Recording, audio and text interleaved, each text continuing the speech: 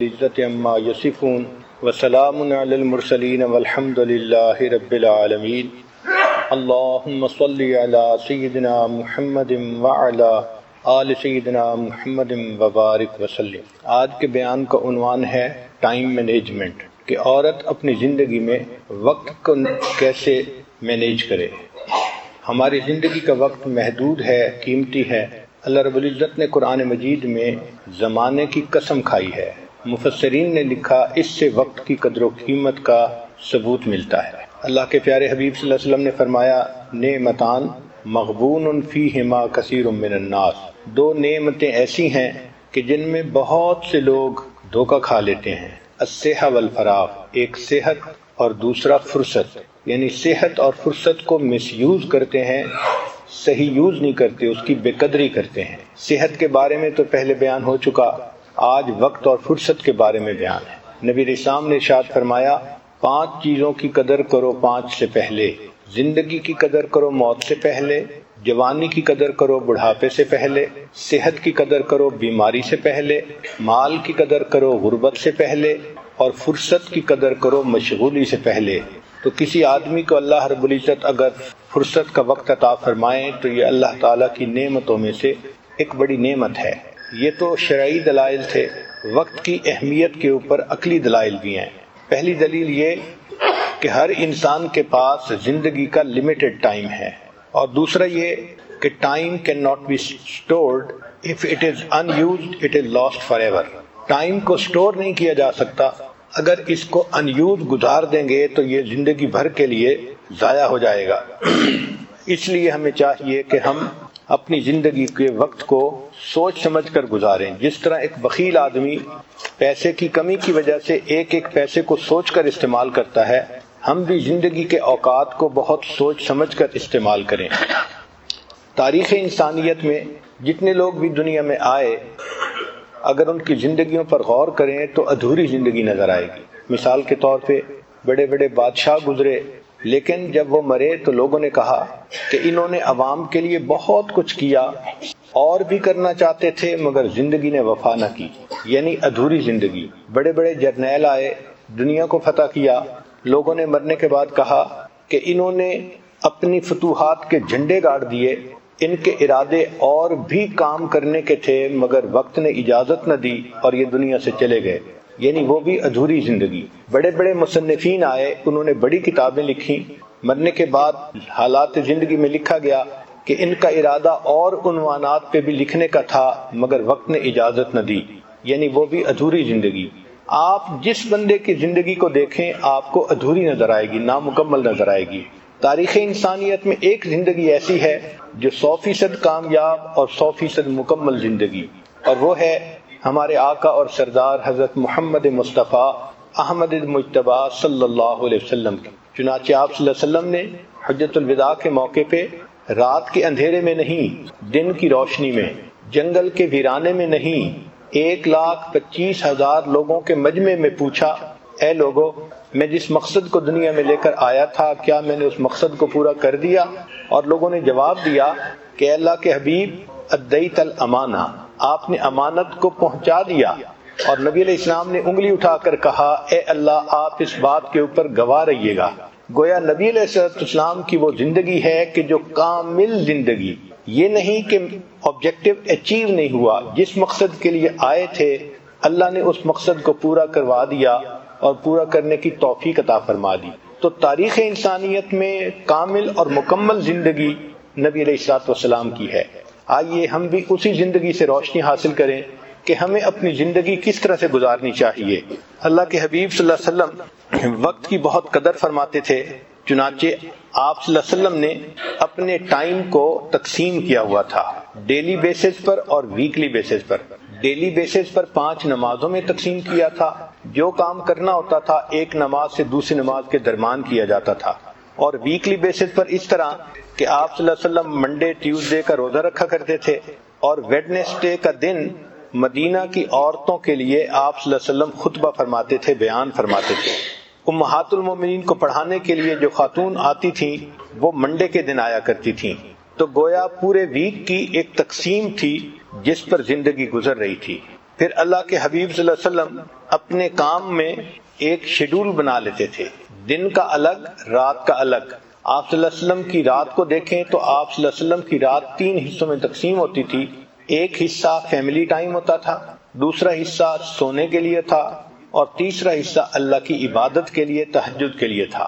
آپ صلی اللہ علیہ وسلم فجر کے بعد صحابہ کے ساتھ مجلس فرمایا کرتے تھے اور ان کے ساتھ بیٹھ کر حالات پر گفتگو فرماتے تھے۔ پھر آپ صلی اللہ علیہ وسلم دوپہر کو جب کھانا کھاتے تھے تو اس کے بعد تھوڑی دیر کے لیے قیلولہ فرماتے تھے۔ یہ قیلولہ بھی انسانی زندگی کے کاموں کے تکمیل میں بہت فائدہ مند ہے۔ آپ صلی اللہ علیہ وسلم نے دن کے وقت کو 3 حصوں میں تقسیم کیا تھا۔ ایک میں آپ صحابہ کی اسپرچول ڈیولپمنٹ، ان کو دین سکھاتے تھے، ان کو روحانی طور پہ ترقی دیتے تھے۔ دوسرا گھر والوں کے ساتھ بھی کچھ وقت گزرتا تھا فیملی افیئرز میں، اور تیسرا آنے والے جو لوگ ہوتے تھے ان کے ساتھ وقت گزرتا تھا، ان کو دین سکھانا، سوشل افیئرز میں وقت گزرتا تھا۔ چنانچہ آپ صلی اللہ علیہ وسلم کی زندگی میں نماز مرکز تھی اور باقی ایکٹیویٹیز نماز کے ارد گرد ہوتی تھیں۔ آپ صلی اللہ علیہ وسلم جس طرح دن کے اور ہفتے کے ایونٹس کو پلان فرماتے تھے، اس طرح سالانہ ایونٹس کو بھی پلان فرماتے تھے۔ چنانچہ حج کے موقع پہ آپ صلی اللہ علیہ وسلم نے حضرت ابوبکر صدیق لانو کو امیر بنا کر بھیجا، اور دوسرے سال آپ صلی اللہ علیہ وسلم خود تشریف لے گئے۔ کئی صحابہ کو دین سکھانے کے لیے اللہ کے حبیب صلی اللہ علیہ وسلم نے بھیجا، جیسے معاذ ابن جبل لانو کو یمن کی طرف معلم بنا کر بھیجا۔ آپ صلی اللہ علیہ وسلم صحابہ کو وعظ و نصیحت بھی فرماتے تھے، وعظم بلیغا، بہت پر اثر وعظ فرماتے تھے، مگر عجیب شان ہے کہ یہ وقت کے حساب سے بہت مختصر وعظ ہوتے تھے۔ ان کی ڈیوریشن 10 منٹ کے آگے پیچھے ہوتی تھی، اور بعض اوقات تو 3 سے 5 منٹ کا خطبہ ہوتا تھا۔ ایک مرتبہ اللہ کے حبیب صلی اللہ علیہ وسلم نے جہاد کا خطبہ دیا، اس کے کل الفاظ جو گنے تو وہ 130 الفاظ تھے۔ آپ غور کیجئے کتنے بامانی الفاظ ہوں گے کہ 130 الفاظ میں پورا خطبہ مکمل ہو گیا۔ آج ہم بیان شروع کرتے ہیں تو 130 الفاظ میں تو تمہید ہی پوری نہیں ہوتی، ہم اپنے ٹاپک پہ ہی نہیں پہنچتے۔ اللہ کے حبیب صلی اللہ علیہ وسلم نے وقت کی اتنی قدر کی کہ ایک ایک لفظ جو آپ کی زبان فیض ترجمان سے نکلتا تھا وہ پر اثر اور بامانی ہوا کرتا تھا۔ پھر آپ صلی اللہ علیہ وسلم لوگوں سے ملاقات کے لیے وقت کی اپائنٹمنٹ بھی فرماتے تھے۔ چنانچہ کبھی قریش مکہ ملنے کے لیے آتے تھے تو آپ صلی اللہ علیہ وسلم ان کو ٹائم دیتے تھے۔ چنانچہ عبداللہ ابن ام مکتوم لانو کا واقعہ یہی ہے کہ اللہ کے حبیب صلی اللہ علیہ وسلم گفتگو میں مصروف تھے، اور اس وقت پر کوئی اور بندہ آ گیا سوال پوچھنے والا، آپ نے ان کو انتظار کے لیے کہہ دیا۔ اس کا مطلب یہ کہ وقت کی اپنی ایک قدر تھی اور اپوائنٹمنٹ ہوتی تھی۔ نبی علیہ الصلوۃ والسلام زیادہ وقت کو دن کے شروع میں کیا کرتے تھے۔ چنانچہ نبی علیہ السلام نے دعا مانگی، اللہم بارک لامتی فی بکورہا، اے اللہ میری امت کے لیے دن کے ابتدائی حصے میں برکت ڈال دیجئے۔ چنانچہ عام زندگی کی دستور یہی ہونا چاہیے کہ انسان رات کو آرام کرے اور فجر کے بعد اپنا کام کرے۔ ایک مرتبہ سیدہ فاطمہ الزہرا اللہ عنہا فجر کے بعد آرام کر رہی تھی تو اللہ کے حبیب صلی اللہ علیہ وسلم نے فرمایا کہ فاطمہ فجر کے بعد تم جاگا کرو، اللہ تعالیٰ اس وقت رزق تقسیم فرماتے ہیں۔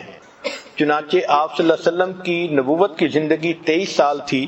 اس 23 سال کی زندگی میں اللہ کے حبیب صلی اللہ علیہ وسلم نے دین اسلام کا انقلاب برپا کر دکھایا۔ تاریخ انسانیت میں اتنے تھوڑے وقت میں اور اتنے تھوڑے وسائل کے ساتھ اتنا بڑا انقلاب پیدا کر دینا، یہ ہمارے اللہ کے حبیب صلی اللہ علیہ وسلم ہی کی شان تھی۔ کوئی اور ایسا ملک نہیں، قوم نہیں جس میں اتنے تھوڑے وسائل سے اتنے تھوڑے وقت میں اتنا بڑا انقلاب آ گیا ہو۔ چنانچہ یہ وہ کامیاب زندگی تھی کہ جس سے ہمیں روشنی لینی چاہیے اور اپنی زندگی کو گزارنا چاہیے۔ ہمارے اکابرین نے نبی علیہ الصلوۃ والسلام کی مبارک زندگی سے وقت کی قدر کو پہچانا۔ چنانچہ ہم اپنے اسلاف کی زندگی کو دیکھتے ہیں تو یوں لگتا ہے کہ وہ ایک ایک لمحے کی قدر کرتے تھے۔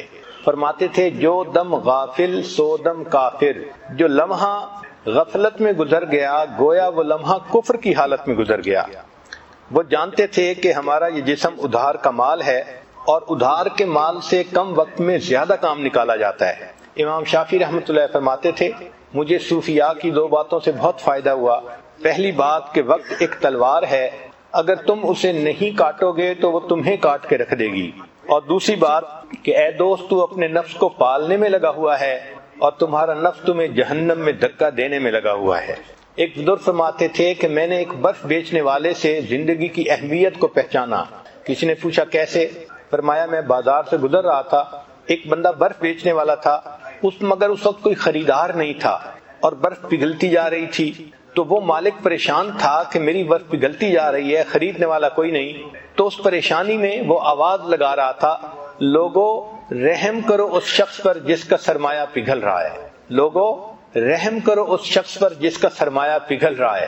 تو وہ فرمانے لگے کہ مجھے زندگی کی قدر و قیمت کا احساس ہو گیا کہ ہماری زندگی بھی تو برف کی مانند ہر وقت پگھل رہی ہے، ہو رہی ہے عمر مثل برف کم، رفتہ رفتہ چپ کے دم بدم۔ تو ہمیں بھی اپنی زندگی کے ایک ایک لمحے کی قدر کرنی چاہیے۔ عجیب وقت ہے کہ وقت قیمتی ہے مگر اس کو ضائع کرنے میں کوئی قیمت نہیں لگتی۔ انسان جب فوت ہو جائے گا تو پھر ایک مرتبہ سبحان اللہ کہنے کے ثواب کو ترسے گا۔ آج ہم زندگی میں ہزاروں مرتبہ سبحان اللہ کہہ سکتے ہیں۔ حضرت خواجہ محمد معصوم رحمۃ اللہ علیہ فرماتے تھے، یہ وقت کار ہے، طالب علم کمرہ امتحان میں ہے۔ جس طرح طالب علم کمرہ امتحان میں چلا جائے تو وہ وہاں وقت کو ضائع نہیں کرتا، ایک منٹ بھی ضائع نہیں کرتا، اس کو پتہ ہے کہ میرا وقت بہت قیمتی ہے۔ یہ دنیا کمرہ امتحان ہے اور ہم طالب علم کی مانند ہیں، ہمیں اپنے اس وقت کی قدر کرنی چاہیے۔ ہمارے سلسلہ کے ایک بزرگ تھے خواجہ حسین علی وہاں بچراں والے، ان کا یہ حال تھا کہ آخری عمر میں اگر کوئی آدمی ملنے کے لیے آتا تھا تو حضرت اس سے سلام دعا کرتے تھے اور فرماتے تھے، بھائی آپ نے بھی آخرت کی تیاری کرنی ہوگی، میں نے بھی کرنی ہے، اچھا قیامت میں ملیں گے۔ ہر آنے والے کو یہی کہتے تھے، بھائی آپ نے بھی تیاری کرنی ہوگی، میں نے بھی تیاری کرنی ہے، اچھا ہم آخرت میں ملیں گے۔ تو ہمارے اکابر نے اپنے آپ کو خوب مصروف رکھا دین کے کام میں، عبادت میں۔ مولانا یحییٰ رحمۃ اللہ علیہ کو ایک مرتبہ خیال آیا کہ میں سردی کے موسم میں دھوپ میں بیٹھ کے کبھی گنا چوسوں گا، چنانچہ اس خیال کو پورا کرنے میں ان کو 20 سال لگ گئے۔ 20 سال میں فرصت ہی نہ ملی کہ وہ بیٹھ کے گنا چوس سکیں، اتنی مصروف زندگی تھی۔ امام نووی رحمۃ اللہ علیہ ریاض الصالحین جنہوں نے لکھی، وہ 24 گھنٹے میں صرف ایک مرتبہ کھانا کھاتے تھے اور باقی کھانے کا وقت بچا کے بھی اپنے علمی کام میں لگا دیا کرتے تھے۔ علامہ آلوسی رحمۃ اللہ علیہ ایک دن میں 13 سے لے کے 24 اسباق روزانہ پڑھایا کرتے تھے۔ فضیل بن عیاض رحمۃ اللہ علیہ اپنی ہفتے کی گفتگو کا حساب کیا کرتے تھے۔ اللہ کی شان، ہم تو ہفتے کی گفتگو لکھنے پہ آئیں تو کئی رجسٹر ہی بھر جائیں، مگر وہ اتنا کم بولتے تھے کہ ہفتے میں جو پوری گفتگو ہوتی تھی اس کو بیٹھ کے انالائز کرتے تھے کہ کون سی بات میں نے فالتو کہی اور با مقصد کہی۔ ابو بکر ابن خیاط نحوی سمرقندی رحمۃ اللہ علیہ، وہ اگر گھر سے مدرسے جاتے تھے تو راستے میں بھی اپنی کتاب پڑھتے ہوئے چلتے تھے۔ چنانچہ راستے میں چلتے چلتے ایک مرتبہ کنواں آ گیا اور ان کو پتہ نہ چلا تو کنویں میں گر کر ان کی وفات ہو گئی۔ ابن سخون مالکی رحمۃ اللہ علیہ ایک محدث تھے، وہ ساری رات حدیث لکھتے تھے اور ان کی باندی مدام ان کے منہ میں لقمے ڈالتی تھی۔ عبید بن یعیش رحمۃ اللہ علیہ محدث تھے، 30 سال تک ان کا یہ معمول رہا کہ وہ اپنے حدیث لکھنے کا کام کرتے رہتے تھے اور ان کی بہن ان کے لیے کھانا پکا کے لاتی تھی اور ان کے منہ میں لقمے ڈالتی جاتی تھی۔ وہ کھانے میں بھی اپنے وقت کو صرف کرنا پسند نہیں کرتے تھے۔ امام ابو یوسف رحمۃ اللہ علیہ ساری زندگی دین کا کام کرتے رہے، جب آخری وقت آیا تو شاگرد جمع تھے تو حضرت نے ان سے ایک فقہی مسئلہ پوچھا شیطان کو کنکریاں مارنے کے بارے میں کہ رمیے جمار راکبن افضل ہے ماشین افضل ہے۔ شاگردوں نے جواب دیا، کسی نے کہا راکبن افضل ہے، فرمایا نہیں، کسی نے کہا ماشین افضل ہے، فرمایا نہیں۔ ان کا حضرت آپ بتا دیں۔ آپ نے فرمایا کہ جس جمرہ کے بعد دعا نہیں مانگی جاتی تو وہ ماشین افضل یعنی وہ راکبن افضل ہے، اور جہاں دعا مانگی جاتی ہے وہ ماشین افضل ہے۔ جب مسئلہ بتا دیا تو طلباء نے کہا کہ حضرت نماز کا وقت ہے، ہم مسجد میں چلتے ہیں۔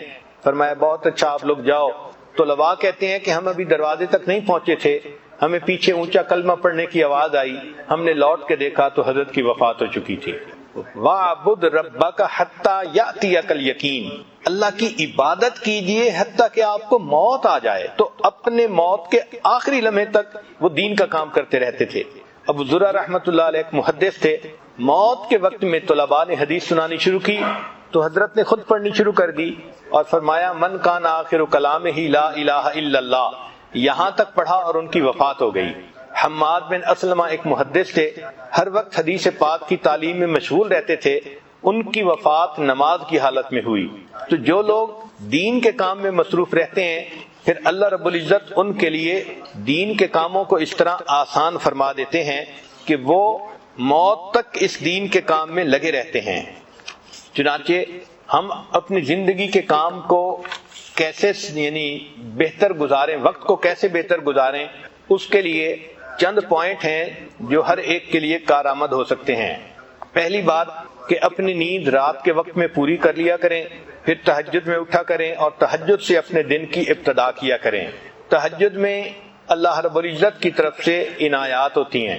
حدیث پاک میں آتا ہے کہ رات کے آخری پہر میں ایک فرشتہ اعلان کرتا ہے ہل من سائل فاعطی له، ہے کوئی سوال کرنے والا کہ جس کو عطا کیا جائے، ہے کوئی مغفرت کا چاہنے والا کہ جس کی مغفرت کی جائے۔ تو جب اللہ رب العزت کی طرف سے اعلان ہو رہا ہے ہمیں چاہیے کہ ہم اس وقت جھولیاں پھیلایا کریں اور اللہ سے مانگا کریں۔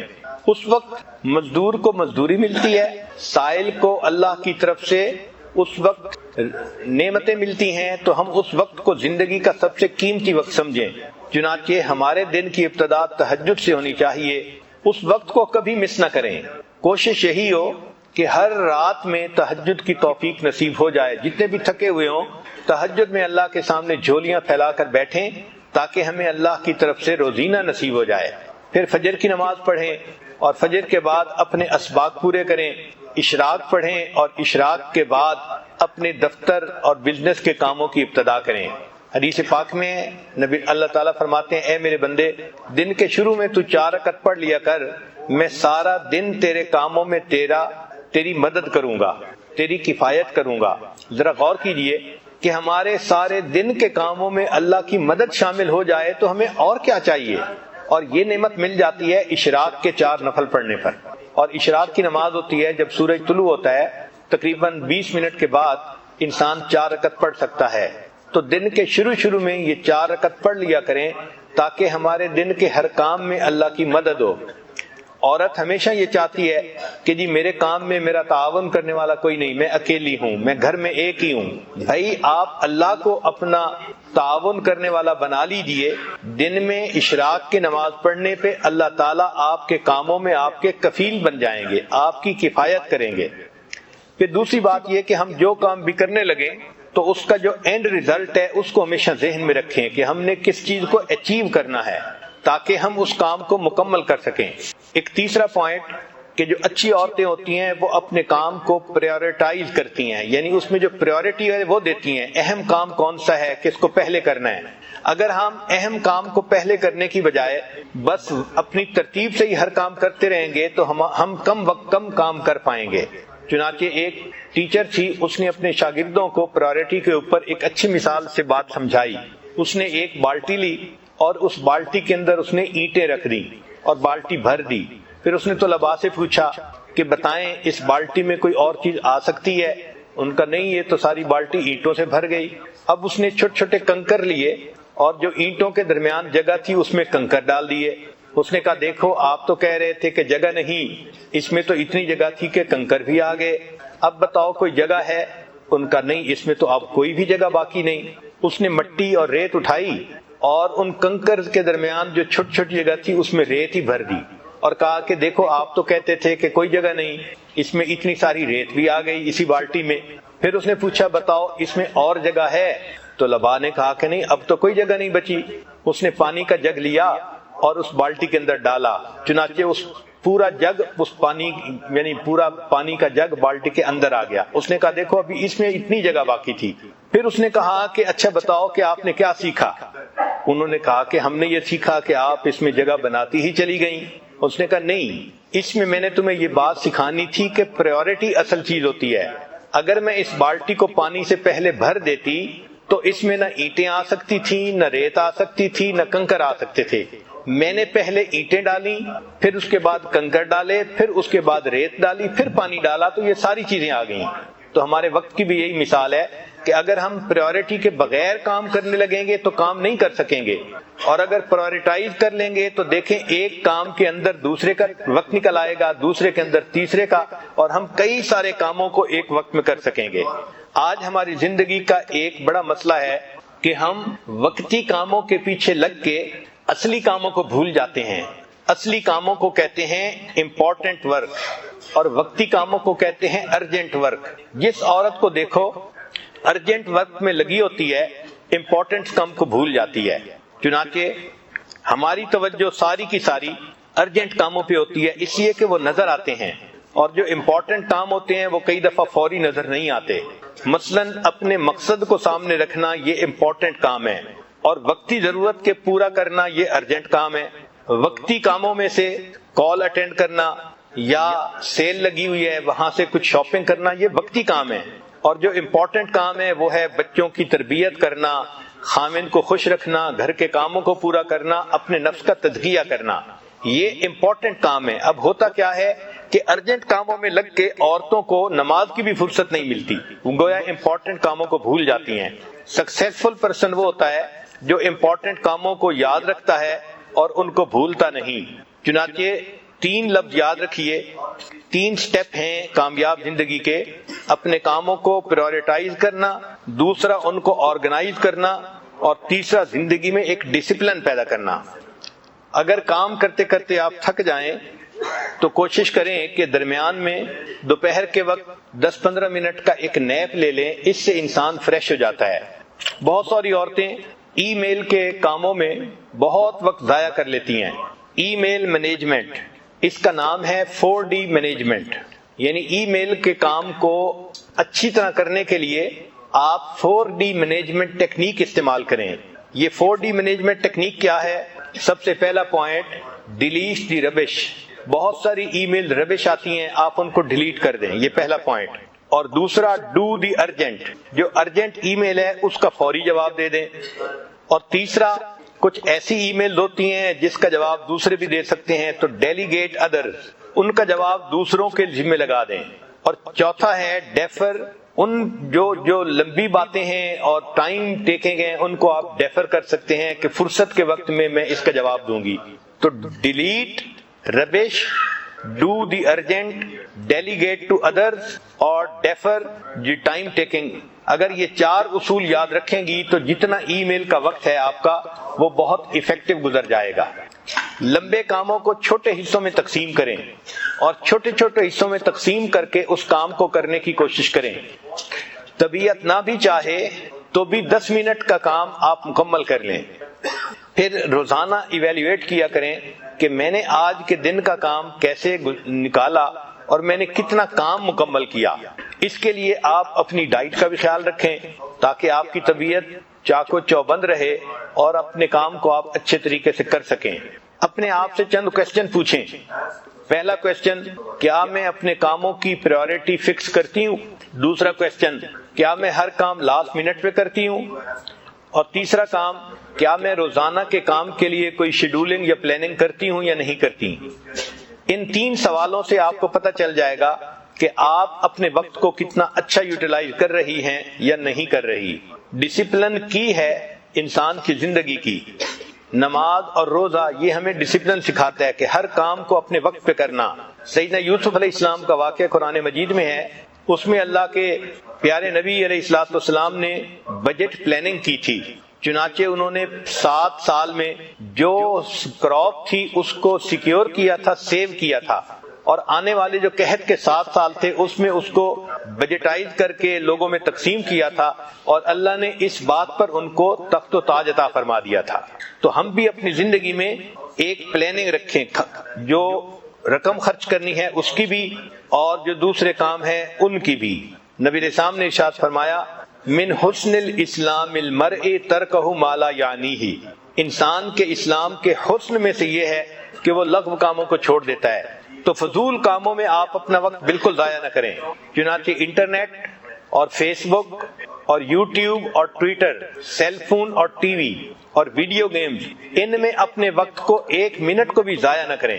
زندگی کا وقت قیمتی ہے، وہ ہمیں ضائع کرنے کے لیے نہیں دیا گیا۔ اور جو معمولی کام ہو ان کو نو کہنے کی عادت ڈال دیں. یہ نہ ہو کہ معمولی کاموں میں لگ کے آپ مقصد کو بھول جائیں. You will never find time for everything. If you want, you should have to seek your time. ہمیں اپنا وقت نکالنا پڑے گا اچھے کاموں کے لیے. چنانچہ ہر کام کو اگر آپ بسم اللہ سے کریں گی جو اچھے کام ہیں تو بسم اللہ سے کام میں برکت آ جاتی ہے, تھوڑے وقت میں زیادہ کام ہو جاتا ہے. اگر ایک عورت ہاؤس وائف ہے اور وہ گھر کے ہی کام کرتی ہے تو اس کے لیے بھی کچھ پوائنٹ ہیں جو ذہن میں رکھیں. پہلا نمبر کہ وہ ملٹی ٹاسکنگ کی عادت ڈالے. ملٹی ٹاسکنگ کہتے ہیں ایک وقت میں کئی کام کرنے. مثلا اگر وہ کچن میں ہے تو ایک وقت میں 2 سالن پکا لینا, 3 سالن پکا لینا, اس میں وقت کم لگتا ہے. ایک کے بعد دوسرے کو پکائیں تو وقت بہت زیادہ لگتا ہے. اسی طرح کھانا پکانے کے دوران سورہ یاسین پڑھ لینا, قرآن پاک کی تلاوت کر لینا, یہ بھی ملٹی ٹاسکنگ ہے. کار میں بیٹھے ہوئے اگر بچوں کو لینے کے لیے اسکول جا رہی ہیں تو اس وقت جاتے ہوئے درود شریف پڑھنا اور واپس آتے ہوئے استغفار پڑھنا, یہ بھی ملٹی ٹاسکنگ ہے. یعنی ایک وقت میں آپ 2 کام کر رہی ہیں اور اس طرح آپ اپنے وقت کو زیادہ ایفیکٹو بنا رہی ہیں. دوسرا پوائنٹ کہ کچن کے کاموں میں اور دوسرے کاموں میں بچوں کی ہیلپ ضرور لیا کریں. اگر بچوں کو سکھا دیا جائے کہ کون سا کام کیسے کرنا ہے تو پھر بچے اس کام کو بڑا آرام سے کرتے رہتے ہیں. مثال کے طور پہ اگر 4 سال کی بچی ہے, اس کو اگر سبزی کاٹنے کا سکھا دیا جائے تو بڑے آرام سے وہ سبزی کاٹتی رہتی ہے. یا کوئی اور ایسا کام جو بار بار کرنا ہے تو بچے ایسا کام کر کے خوش ہوتے ہیں.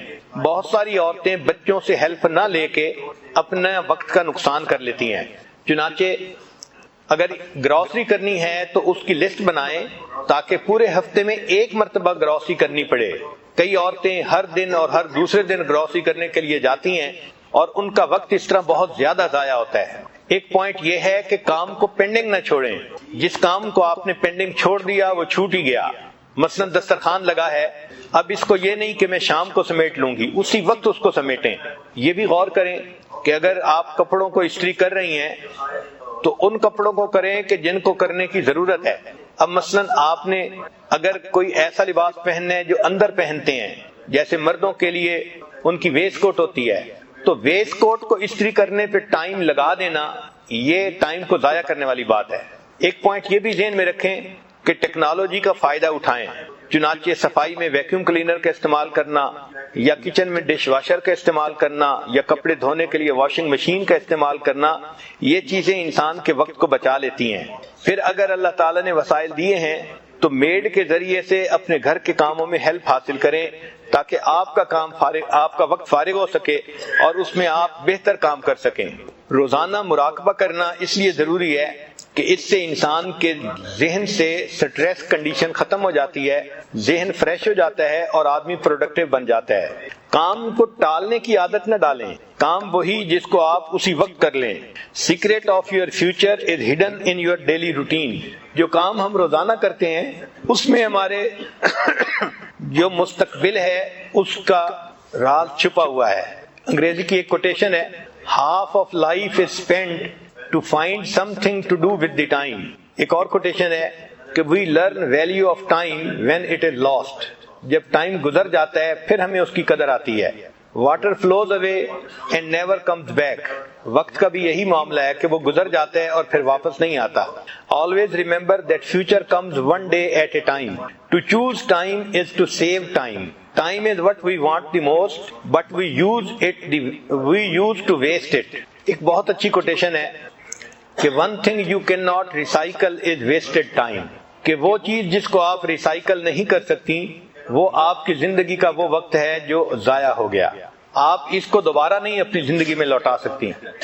اس لیے ہمارے اکابر اپنی زندگی کے وقت کو بہت احتیاط سے خرچ کرتے تھے, اور آج سائنس نے یہ ثابت کر دیا کہ وقت کی بہت اہمیت ہے, بزنس میں بھی اور مال کمانے میں بھی اور زندگی کے کاموں کو مکمل کرنے میں بھی.